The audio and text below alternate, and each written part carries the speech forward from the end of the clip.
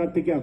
പലതരത്തിലുള്ള ക്യാൻസർ രോഗത്താൽ വേദനിക്കുന്ന മക്കളിലേക്ക് ദിവ്യകാരുണ്യത്തിന്റെ അത്ഭുത ശക്തി, അത്ഭുത രക്ഷ വന്നു നിറയാൻ ആഗ്രഹിച്ചങ്ങ് പ്രാർത്ഥിച്ച മക്കളെ, കർത്താവ് കൈവിടയില്ല. അവിടുന്ന് സൗഖ്യം കൊടുത്ത് അവരെ ഓരോരുത്തരും അനുഗ്രഹിക്കും. ബോൺ ക്യാൻസർ രോഗികൾ, ബ്ലഡ് ക്യാൻസർ രോഗികൾ, ലിംഫോമ ക്യാൻസർ ബാധിച്ചവര്, തൈറോയ്ഡ് ക്യാൻസർ ഉള്ളവര്, കണ്ണുകളിൽ ക്യാൻസർ ഉള്ള ചില കൊച്ചു കുട്ടികളെ സമർപ്പിച്ച് പ്രാർത്ഥിക്കുന്നു.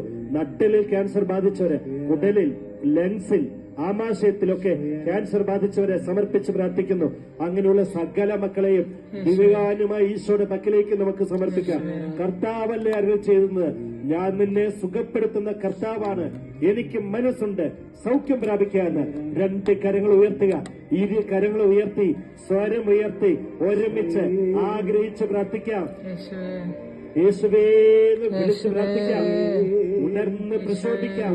കർത്താവിന്റെ മക്കളിലേക്ക് ഉയർത്തുന്ന കരങ്ങൾ കർത്താവ് കൈകളിൽ പിടിച്ച് രക്ഷിക്കുമെന്ന്.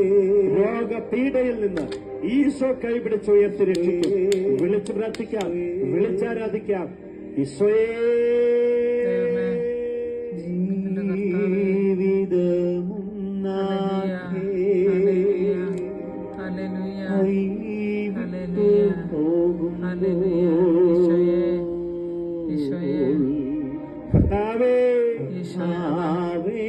ഈശോ ഭയങ്കരമായിട്ട് ഇങ്ങനെ ഒരു അനക്കം. ദൈവമേ, പ്രിയപ്പെട്ടവരെ കാണുക, ഒരു ഹാർട്ട് ബീറ്റിന്റെ മാതിരി തോന്നുന്നു. ഈശോ അവിടെ അരളിക്ക് ഒന്നും അനങ്ങുന്നില്ല കേട്ടോ. അച്ഛനങ്ങ് മാറി നിൽക്കാണ്. പ്രിയപ്പെട്ടവരെ, oh praise you Lord, praise you Lord. കാണുക നിങ്ങൾ.